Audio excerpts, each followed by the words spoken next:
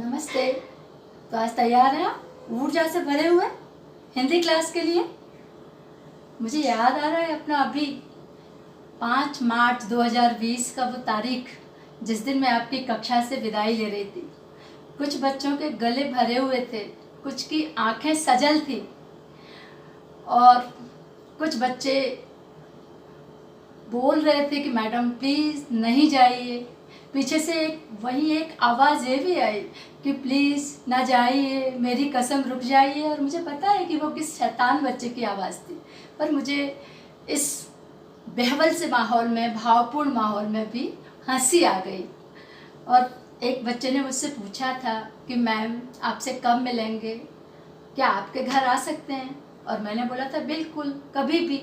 पर मुझे नहीं पता था कि मैं आपके घर इतने जल्दी आ जाऊंगी, और वो भी टेक्नोलॉजी के माध्यम से, वर्चुअल क्लासेस के माध्यम से। तो अब आप हमें अपने घर में रोज़ देख सकते हैं। तो आज मैं 10वीं कक्षा के औपचारिक पत्र को अपनी कक्षा का मुख्य विषय बना रही हूँ। तैयार हैं आप लोग? 9th कक्षा में आपने अनौपचारिक पत्र के मामले में, पत्र के बारे में बहुत अच्छी तरह तैयारी की और बहुत अच्छी तरह हमने आपको समझाया था कि जिन लोगों से हमारे प्रगाढ़ रिश्ते होते हैं, ब्लड रिलेशन होते हैं, माता पिता, सगे संबंधी, उनको हम अनौपचारिक पत्र लिखते हैं। और जिनसे हमें व्यवसाय संबंधी काम हो, कोई वस्तु मंगवाना हो, नौकरी के लिए आवेदन करना हो, अवकाश के लिए आवेदन करना हो, या किसी ऑफिशियल लेटर, सरकारी पत्र लिखना हो, किसी की शिकायत संबंधी पत्र लिखना हो, किसी अधिकारी को प्रशंसा के लिए पत्र लिखना हो, या किसी संपादक को पत्र लिखना हो, किसी समाचार पत्र के संपादक के नाम लिखना हो, तो ये सब पत्र औपचारिक पत्र कहलाते हैं। जहाँ तक औपचारिक शब्द का अर्थ है, एक तरह से पूरे साजो सामान के साथ, कृत्रिमता के साथ, नियम और कायदों को पूरी तरह फॉलो करते हुए जो पत्र लिखा जाए उसे हम औपचारिक कहते हैं। अनौपचारिक की तरह इसमें हम मन मर्जी से नहीं लिख सकते हैं। आसान से शब्दों में मैं अगर आपको समझाऊं तो मैं बोल सकती हूँ, जैसे हम रोज़ खाना बनाते हैं और कभी कभी तो डाइनिंग टेबल पर कुकर उठा के ले आते हैं, कढ़ाई उठा के ले आते हैं, लेकिन जब किसी मेहमान का खाना हो, कोई अतिथि हमारे घर आ रहा हो, तो हम डाइनिंग टेबल की शक्ल ही बदल देते हैं। कहाँ चम्मच रखना, कहाँ फॉर्क रखना, प्लेट में कहाँ पेपर नैपकिन रखना, किस तरीके से सारे घर को सजा देते हैं और खुद भी बहुत अच्छे प्रेजेंटेशन के साथ आते हैं। तो बिल्कुल यही बात हम औपचारिक पत्रों के लिए भी कह सकते हैं कि हमें इसमें न केवल फॉर्मेट, प्रारूप का ध्यान रखना है, हमें उसके कलेवर, बॉडी, उसमें किसको लिखना, कैसे लिखना, फिर कहाँ अपना नाम लिखना, इन सब बातों का ध्यान रखना बहुत बहुत बहुत ज़रूरी है। एक प्रश्न ज़रूर आप फिर करोगे कि जब हम सब टाइप करके लिख सकते हैं, मेल कर सकते हैं, तो फिर लिखने की क्या आवश्यकता? तो आपको हम फिर बताएं कि कितना ही टेक्नोलॉजी आगे बढ़ जाए, पर टेक्नोलॉजी के माध्यम से भी तो पत्र का प्रकार कौन सा है, किसको कौन सा संबोधन लिखना है, कहाँ तारीख डालना है, ये सब बातें जब आप क्लास में सीखोगे तभी तो वास्तविक जिंदगी में उसे बहुत अच्छी तरह से उतारोगे। इसलिए हमें पत्र का लिखना सीखना बहुत बहुत बहुत ज़रूरी है। जो हमने आपको 9वीं कक्षा में अनौपचारिक पत्र के साथ बताया था कि संक्षिप्तता हो, सरलता हो, स्पष्टता हो, टू द पॉइंट बात कहें, उद्देश्यपूर्णता हो, ये सारी की सारी बातें किसी भी पत्र के लिए ज़रूरी है। बस इसमें हमें विशेष ध्यान रखना है, वो है कि हम सबसे पहले जिस विषय पर पत्र लिख रहे हैं, विषय क्या है, इस बात का हमें फोकस करना पड़ेगा, उसको रेखांकित करना पड़ेगा, जिससे हम ट्रैक पर रहें और हमारा क्रमबद्ध तरीके से भाषा पर भी अधिकार हो। तो हमें ध्यान रखना है। मान लीजिए आपने आवेदन पत्र लिखा, तो आपने प्राचार्य महोदया के लिए लिखा। कहाँ आप बैठे हुए हैं, विद्यालय से लिख रहे हैं तो उसका पता लिखोगे, किसके नाम लिख रहे हैं, संबोधित करोगे महोदय या महोदया से। दिनांक लिखना बिल्कुल भी नहीं भूलोगे।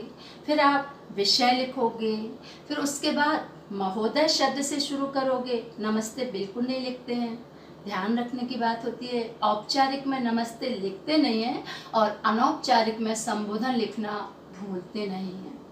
फिर आप महोदय लिखने के बाद बाईं ही तरफ से नीचे से कलेवर, जिसे आप बॉडी कहते हैं, लिखना शुरू करोगे। इस बॉडी को फिर 3 हिस्सों में बांट लोगे।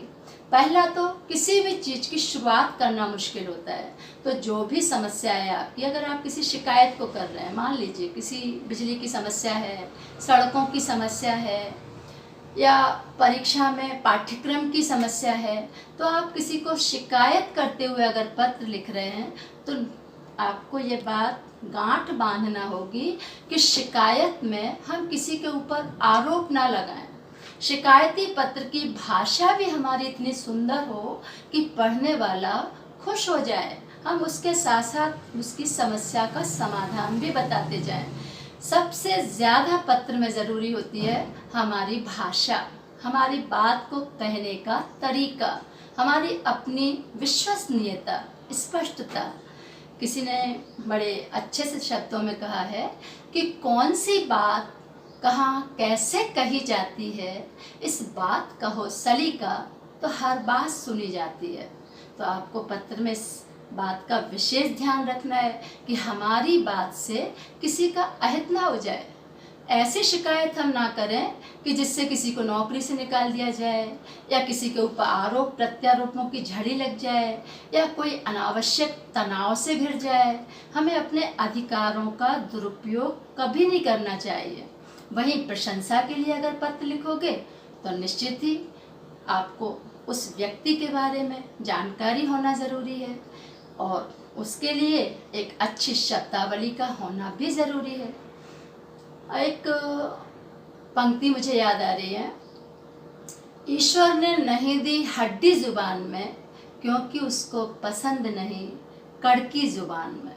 तो भले ही आप अपनी समस्याएं बताएं, बताने का अंदाज समाधान के साथ प्रस्तुत करें और अंत में एक जिस तरह से किसी चीज़ की ओपनिंग प्रारंभ करना मुश्किल होता है, फिर उस विषय का हम विस्तार करते चले जाते हैं, फिर हम समाधान बताते हैं, फिर कृतज्ञतापूर्ण तरीके से आभार व्यक्त करते हुए समापन की ओर जाते हैं और समापन में आपका या भवदीय शब्द का इस्तेमाल करते हैं। उसके नीचे अगर आपका बोर्ड परीक्षा है और व्यक्तिगत जानकारी आपको नहीं दर्शाना है तो आप का खा गा लिख दोगे, और अगर इसकी आवश्यकता नहीं है तो आप अपना नाम कोष्ठक में डाल सकते हो, हस्ताक्षर खुले रूप में कर सकते हैं। हस्ताक्षर होगा, कोष्ठक में आपका नाम होगा और आप अपना पद भी वहाँ लिख सकते हैं। ये था औपचारिक पत्र। मैं खुद एक औपचारिक पत्र लिखकर आपको अगली कक्षा में दिखाऊंगी, लेकिन अगर आप हर दिन मुझे देखना चाहते हैं तो आप भी जानते हैं कि इस चैनल को न केवल आपको लाइक करना पड़ेगा, आपको इस चैनल को सब्सक्राइब भी करना पड़ेगा।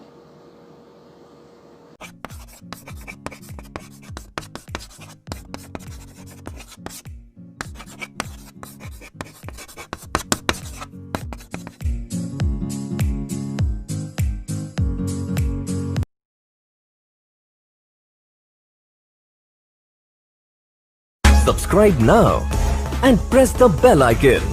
Never miss an update.